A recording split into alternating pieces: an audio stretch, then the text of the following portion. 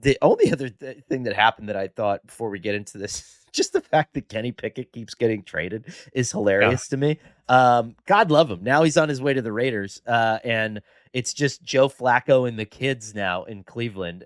He's got a bunch of children on the roster that he's got to take care of. He's an older man; he can handle it, and Well, Dillon Gabriel is no young man himself. Like, he was in that's college true. He's forever. he's been through the NIL ringer. I mean, these are so Kenny Pickett goes to the Raiders for a 5th-round pick. I'm surprised Cleveland got relative value for that because they traded a 5th-round pick, Yeah. and Dorian Thompson Robinson, who the Browns ended up or Um, the Eagles ended up waiving. But now Pickett I mean, goes I to can the say this Raiders. I can say this with authority, Connor. I mean, like, they're them having the flexibility to trade Kenny Pickett is 100% a vote of confidence in where Dillon Gabriel is. Like, that's, to me, like, Yeah, that's the one big takeaway is like that they felt very much like if they have to put Dillon Gabriel in a game right now, they can do it. And, it was interesting because I had these conversations with some people earlier in camp in Cleveland, and it was when you're talking about Shadur, it's kind of like he's developmental, and then with Gabriel, it's like, well, like, if we had to throw him in a game right now, in a regular season game right now, we'd feel good about it. I don't know if he's ready to start yet, but we feel like he's going to get there by the middle of the season. yeah. So, and that's where they were on him, like late July, early August. And I think that's continued to progress, and he's continued to check boxes. And I'm not saying he's going to be the answer, but I think what you're seeing with Dillon Gabriel is the reason why he went in the 3rd round is the reason why they got offers on the morning of day 3, trade offers. Other teams that were planning on taking him in the 4th round were actively looking to trade for him on the morning of day 3 of the draft. Like, that was because he crushed his meetings pre-draft, and he came off as a kid who is thoroughly prepared, which makes sense because he spent 6 years in college. He started at 3 different schools. He's seen a lot. And so does this mean he's going to be the answer for them long-term? No. But I think at some point, maybe you get a look at him. And I think at the very least, like, I don't know, for all the shots the Browns took overtaking Gabriel, doesn't he strike you as a guy who's going to be in the league forever? Like, I don't know if he'll ever be anyone's starter, but like, this sort of strikes me as like a Chase Daniel. Like, he'll play 15 years in the league and make $75 million. You know what I mean? I hope so. Yeah. I mean, and good for him. And it's funny how all of our collective attention works where Shadur Sanders had a good start against a Panthers team that I don't think is going to be very good this year. And wasn't doing anything schematically. And wasn't the doing Browns anything were real schematically. scaled back schematically. The hysteria overall, this is so ridiculous. My personal favorite was somebody was on social media, which I admittedly should spend less time there, but somebody said, like, and this was, I think, someone reputable, said something along the lines of, isn't it curious how the offensive line looks so different when Gabriel is in there versus Sanders? Basically insinuating that Kevin Stefanski or Tommy Reese or the line coach is going over to some 3rd-string tackle who's trying to make the roster. Who's trying to make the roster. And by the way, if he doesn't make the roster, has to put good tape out there so he can get a job somewhere. Yes. Like, these guys are going over and tapping this guy in the shoulder and saying, you know what, take your foot off the pedal a little bit here. You know what, right. like, give me a little bit less here. Or I'm going to do a few things differently on this series because I want to. It's so insanely ridiculous. And look, like, I personally would say that every criticism of Shadur, every single criticism of Shadur on the field has come up this preseason. He doesn't seem to have great command over the offense, which was a question coming in.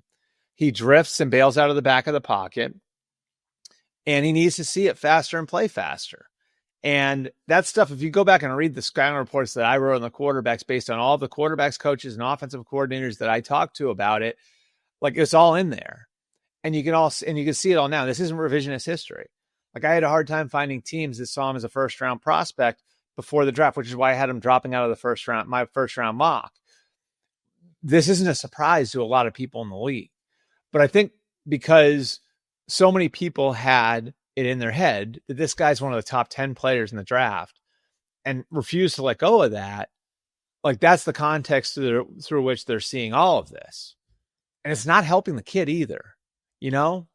Because here's the thing, Connor. I actually said this on a radio show this morning. Like, let's just say the Browns need his roster spot in October. Okay. Let's say there's some other team out there that liked him before the draft. Let's say that team's in the playoff hunt. Okay. Let's say the Browns say, like, okay, we need the roster spot. We're going to cut Shadur and try to get him through the practice squad. And because we just need that roster spot this week, which that stuff happens with third string quarterbacks. Sure.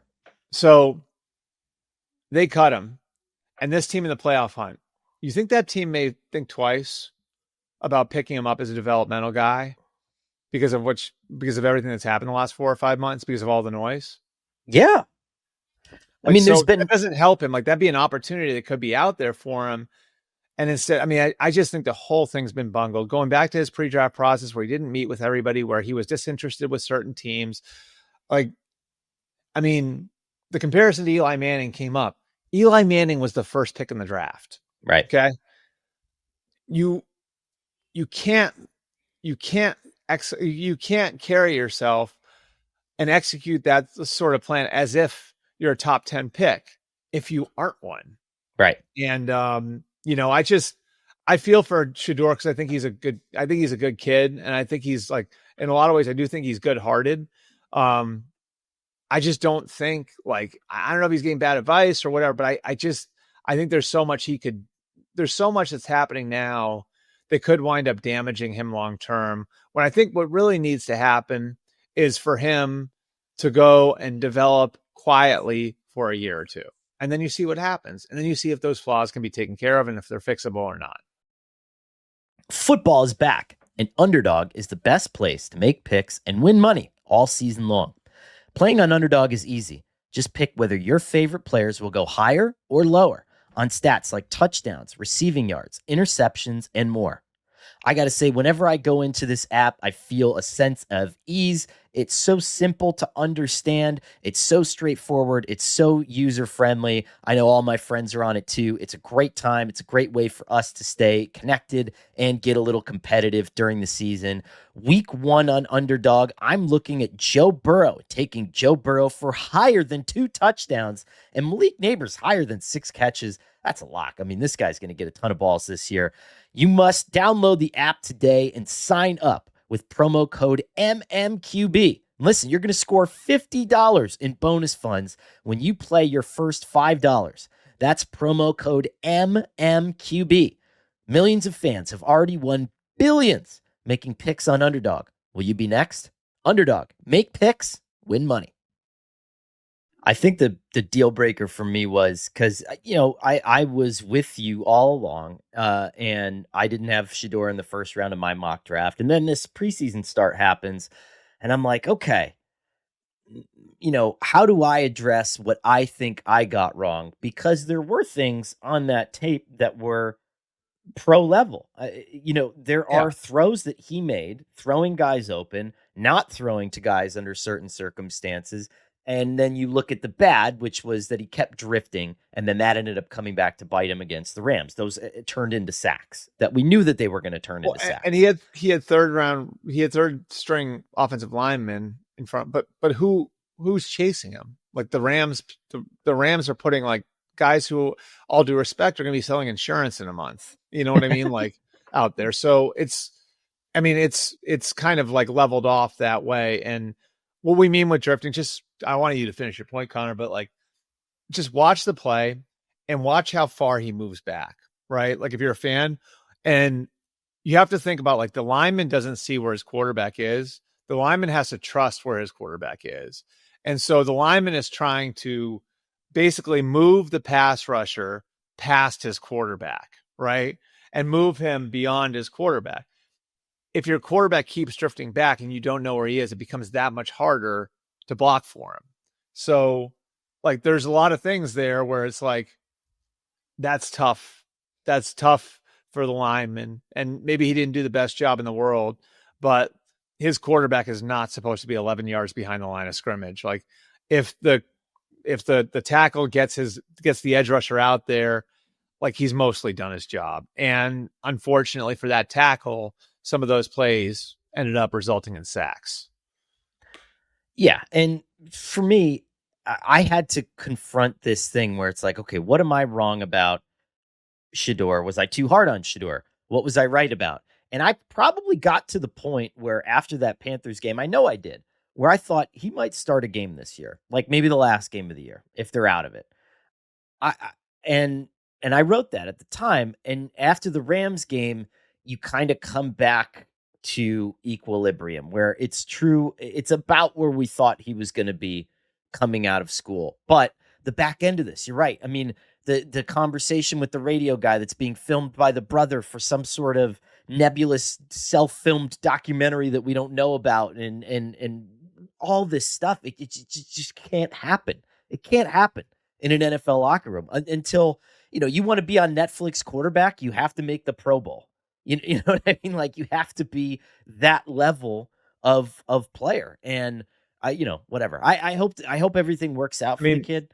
I hope that he makes a roster. I hope that he figures it out, because you see the foundation of good quarterback play, Albert. You do. Like, he knows how to do it.